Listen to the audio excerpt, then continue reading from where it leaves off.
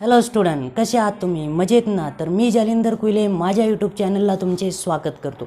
आज आपण घेतोय बघा क्लास 12 मॅथमॅटिक्स पार्ट फर्स्टचा 4th chapter that is pair of straight line. तर बघा, पेअर ऑफ स्ट्रेट लाईन समजण्यासाठी तुम्हाला अगोदर स्ट्रेट लाईनचे काही कन्सेप्ट रिवाईज करणं गरजेचे आहे. तर चला टॉपिकला सुरुवात करूया. तर पेअर ऑफ स्ट्रेट लाईन समजण्यासाठी तर मी घेतोय फर्स्ट स्ट्रेट लाईन. तर बघा स्ट्रेट लाईन काय असते. तर बघा, let us consider one straight line ज्याचे एंडिंग पॉईंट बघा ए आणि बी, ज्याचे कोऑर्डिनेट दिलेले x1, y1 आणि याचे कोऑर्डिनेट दिलेले x2, y2. तर स्ट्रेट लाईनचे काही पॉईंट्स रिवाईज करायचे बघा. सगळ्यात अगोदरचा पॉईंट घेतोय distance formula. First point distance formula. आज सगळ्यांना माहिती बघा, तरी पण मी रिवाईज करतोय डिस्टन्स फॉर्म्युला. तर distance of line A B is equal to बघा काय असतं. तर आपण घेतलं बघा x2 - x1 bracket square plus y2 - y1 bracket square. बरोबर आहे. डिस्टन्स फॉर्म्युला झाल्यानंतर सेकंड इम्पॉर्टंट पॉईंट आहे बघा, सेक्शन फॉर्म्युला. बघितलं होतं ना आपण सेक्शन फॉर्म्युला. कन्सिडर करा हे दोन पॉईंट्स या लाईनला A:B किंवा सिम्पल आपण घेतलो तेव्हा M:n मध्ये डिवाईड करता. तर सेक्शन फॉर्म्युला आपण दोन टाईपमध्ये बघतो, एक तर इंटरनली किंवा एक्सटर्नली. तर फर्स्ट मी घेतोय जर हे इंटरनली डिवाईड करत असतील तर, जर इंटरनली M:n मध्ये डिवाईड करत असेल तर सेक्शन फॉर्म्युला होतो बघा M(x2) plus n(x1) divided by m plus n m(y2) minus n(y1) divided by m plus n. इथे पण प्लस आहे बघा. हे असेल इंटरनली डिवाईड करत असेल तर.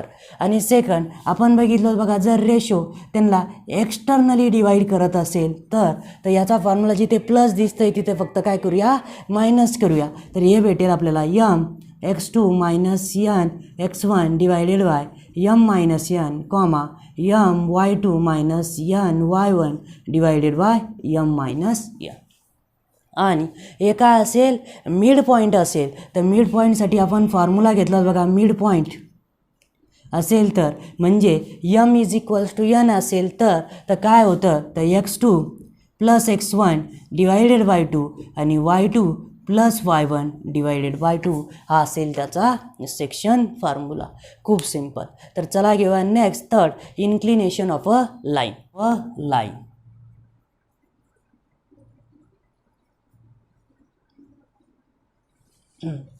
तर बघा इन्क्लिनेशन ऑफ अ लाईन, तर जे काय असेल non negative inclination of a line म्हणजे काय, positive inclination of a line और positive angle made by the line is called inclination of the line. पण compulsory positive direction of X axis. बघा कोणती लाईन असेल तर आता मी समजा हा एक्स ॲक्सिस आणि हा असेल तुमचा वाय ॲक्सिस. लाईन जर काय असेल एक्स ॲक्सिसला पॅरलल असेल तर इन्क्लिनेशन 0 असेल. एक्स ॲक्सिसला काय असेल परपेंडिक्युलर असेल तर इन्क्लिनेशन 90 डिग्री असेल. आणि जेव्हा लाईन ही काय असेल इन्क्लाइन असेल तर कधी आपण बघा positive direction of X axis तर इन्क्लिनेशन जनरली डिनोट होते थिटाने and measure counter clockwise from positive direction of X axis. एवढं तुम्ही लक्षात ठेवायचं. आणि जेव्हा इन्क्लिनेशन झाल्यानंतर सगळ्यात इम्पॉर्टंट पॉईंट आपल्याला बघायचा आहे, that is slope of line.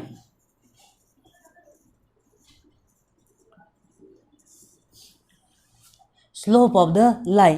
जर थिटा हे काय असेल इन्क्लिनेशन असेल तर स्लोप ऑफ लाईन जनरली आपण दाखवतो स्मॉल एमने.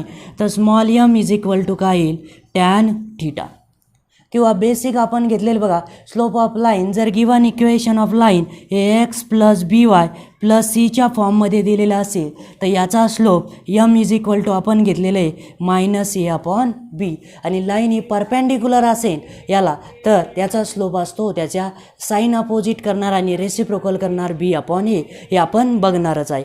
तर बघा simple formula m is equal to -a/b किंवा m is equal to tan theta. आता मी काही कंडिशन सांगतो बघा. जर गिवन लाईन ही पॅरलल असेल एक्स ॲक्सिसला तर तिचा स्लोप असेल m इज इक्वल टू काय असेल 0 असेल. ती जर काय असेल पॅरलल टू वाय ॲक्सिस असेल तर त्याचा स्लोप असेल m is equal to 90 degree. बरोबर आहे बघा. जर 2 पॉईंट दिले असेल ए आणि बी, ज्याचे कॉर्डिनेट्स आपल्याला अगोदर पण मी ड्रॉ केले ते बघा x1, y1 आणि याचे कॉर्डिनेट दिले x2, y2, तर याचा स्लोप असतो slope of line A B is equals to y2 minus y1 divided by x2 minus x1, हा असेल त्याचा स्लोप. समजतंय. नंतर आपण घेऊया equation of a line. Equation of a line.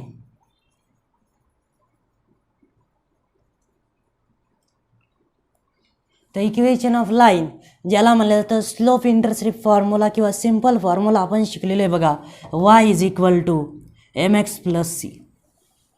त्यानंतर आपण घेतोय काही नंतर आपण बघितलं होतं स्लोप पॉईंट फॉर्म. तर बघा फर्स्ट स्लोप पॉईंट फॉर्म. तर स्लोप पॉईंट फॉर्मनुसार इक्वेशन ऑफ लाईन भेटलं होतं बघा, y minus y1 is equal to m in bracket x minus x1. आणि नंतर आणखी एक इक्वेशन ऑफ लाईन बघितलं होतं आपण, ज्याला म्हणलं जातं 2 पॉईंट फॉर्म. तर 2 पॉईंट फॉर्ममध्ये इक्वेशन ऑफ लाईन काय असतं बघा, तर हे असेल y minus y1 divided by x minus x1 is equal to y2 minus y1 divided by x2 minus x1, हा असेल तुमचा 2 पॉईंट फॉर्म. हे 3 इक्वेशन ऑफ लाईन आपल्याला ध्यानात ठेवायचे. आणि लास्ट राहिले बघा acute angle of a line.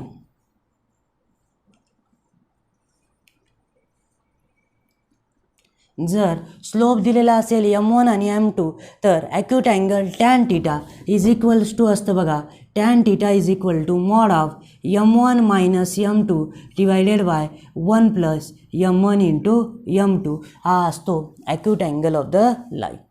समजतंय. एवढेच क्लास 11चे कॉन्सेप्ट तुम्हाला या ठिकाणी लागतील बघा. Distance formula, section formula, inclination of the line, slope of the line, equation of the line and acute angle of the line.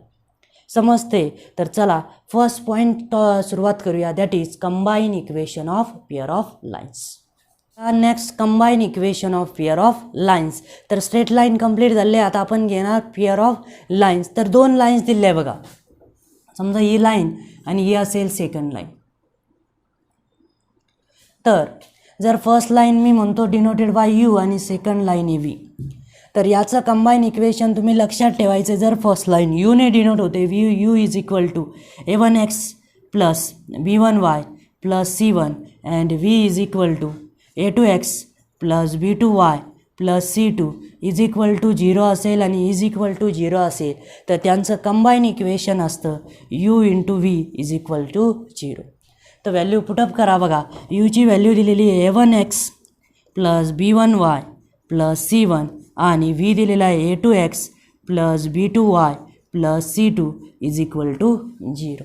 तर बघा मल्टिप्लाय करा, तर इथं भेटेल a1 a2x square plus a1x, तर इथं होईल a1 b2 xy plus a1 x into c2 plus नंतर b1, तर इथं होईल a2 b1, हे y आहे x आहे तर हे होईल xy, नंतर b1 आणि b2, तर हे होईल b1 b2 y square plus b1 c2 हे होईल y. बरोबर आहे. आणि c1 ने मल्टिप्लाय करा बघा, तर इथं भेटेल a2 c1x plus b2 c1y आणि लास्टला तुम्हाला भेटेल c1 into c2 is equal to 0. नंतर काय करता येईल बघा, तर हे होईल a1 a2 x square plus X वायची टर्म बघा a1 b2 plus a2 b1, इथं होईल xy प्लस वायची टर्म घेणार आपण y square b1 b2 y square plus इथे बघा a1 x कुठे दिसतोय बघा, इथे x आहे आणि इकडे पण x आहे, तर मी घेतो a1 c2 plus a2 c1 x plus इथे बघा एक्स वायची टर्म झालेली आहे, नंतर वायची बघा y इथे b1 c2 plus b2 c1 Y आणि लास्टला राहिलं आहे C1 C2 is equal to 0. हे असेल तुमचं combine equation of pair of lines. खूप सिम्पल. तर हे इक्वेशन लर्न करण्याची गरज नाही आहे. फक्त कधी लक्षात ठेवा, कंबाईन इक्वेशन कॅल्क्युलेट करायचं असेल तर दोघांचा काय करणार, मल्टिप्लिकेशन. म्हणजे फर्स्ट लाईन दाखवते यूने, सेकंड लाईन डिनोट होते व्हीने. तर कंबाईन इक्वेशन काय असतं, u into v is equals to 0. समजतंय. तर चला घेऊया नेक्स्ट. घेऊया होमोजिनियस इक्वेशन ऑफ डिग्री 2. तर बघा होमोजिनियस इक्वेशन ऑफ डिग्री 2. तर डिग्री अगोदर समजून घेऊया, नंतर आपण समजून घेऊया होमोजिनियस इक्वेशन. तर डिग्री काय असते, डिग्री असते काय, sum of indices of all variables. Sum of indices of all variables is called degree of the equation. बरोबर आहे. तो अगर आपण एक इक्वेशन घेतलं बघा आपण, 3x² plus 5xy² plus 3xy is equals to 0. तर all variable in each term, तर याची डिग्री बघा 3 आहे, याची डिग्रीसुद्धा 3 आहे, याची डिग्री बघा 1 आणि 1 किती आहे, 2 आहे. तर डिग्री काय असते, sum of all indices sum of indices of all variables is called degree of the equation. समजतंय. आणि त्यानंतर आपण घेऊ होमोजिनियस इक्वेशन.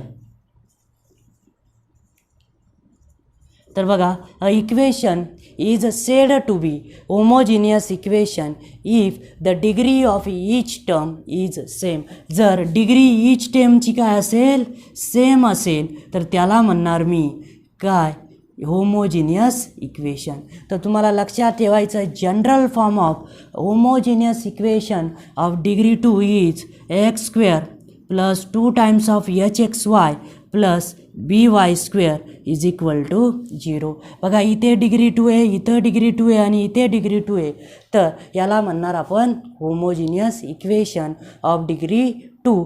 तर बघा, हा फॉर्म तुम्ही व्यवस्थित लक्षात ठेवायचा आहे. काय असतं homogeneous equation, equation is said to be homogeneous equation if the degree in each term is same. बरोबर आहे. तर चला घेऊया नेक्स्ट पॉईंट. घेतलेलं आहे कंबाईन इक्वेशन, और यालाच म्हणलं जातं होमोजिनियस इक्वेशन ऑफ डिग्री 2. पण याचं सेपरेट इक्वेशनसुद्धा महत्त्वाचं असतं. सेपरेट इक्वेशन म्हणजेच roots of the given equation. तर रूट ऑफ इक्वेशन आपण फाइंड आउट करणार बाय क्वाड्रॅटिक फॉर्म्युला. तर याचे रूट्स असतात बघा, इज इक्वल टू फॉर्म्युला बघा, -h plus or minus square root of h² minus AB. आपण बघितलं बघा, homogeneous of equation of degree 2 is, तर काय असतो standard form x² plus 2 times of hxy plus by². तर त्यानंतर इम्पॉर्टंट आहे separate equation of this equation. म्हणजे सेपरेट इक्वेशन म्हणजे त्याचे रूट. तर रूट आपण फाइंड आउट करत असतो बाय क्वाड्रॅटिक फॉर्म्युला. तर याचे रूट असतात बघा, -h plus or minus square root of h² minus AB divided by B. जर याचा स्लोप आपण m1 आणि m2 दाखवत असू तर m1 येईल -h plus square root of h² minus AB divided by B. आणि m2 येईल बघा -h minus of h² minus AB divided by B. आणि जी व्हॅल्यू असते h² मायनस AB यालाच म्हणलं जातं डिस्क्रिमिनंट ऑफ द इक्वेशन. तर हे काय पाहिजे, greater than or equals to 0 पाहिजे. आणि त्यानंतर आपण एक नेक्स्ट लास्ट पॉईंट घेतो बघा, जो खूप इम्पॉर्टंट आहे, nature of the lines or nature of the roots. जर फर्स्ट कंडिशन घेतोय बघा, h² मायनस AB हे ग्रेटर दॅन 0 असेल तर roots are real, lines are real and distinct.